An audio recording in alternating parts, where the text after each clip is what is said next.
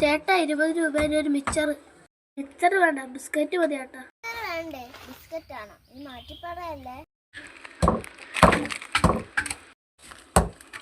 എടാ പൈസ. എന്ത് പൈസ? ഏത് പൈസ ആണോ? ബിസ്ക്കറ്റിന്റെ പൈസ. ഞാൻ ആ 20 രൂപേൻ്റെ മിച്ചർ തിരിച്ചു തന്നില്ലേ? ശരിയാണല്ലോ, പക്ഷെ നീ മിച്ചറിന്റെ പൈസ തന്നില്ലല്ലോ. ചേട്ടാ, അതിന് ഞാൻ മിച്ചർ വാങ്ങിച്ചില്ലല്ലോ.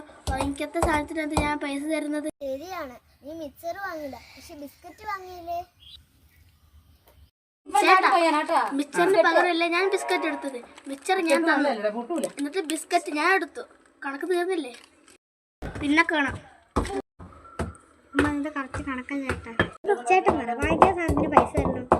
വേണ്ടല്ലോ, മിച്ചർ വാങ്ങിച്ചിട്ടില്ലല്ലേ, മിച്ചർ തിരിച്ചു കൊടുത്തു, പകരം ബിസ്ക്കറ്റ് എടുത്തു. സിമ്പിൾ.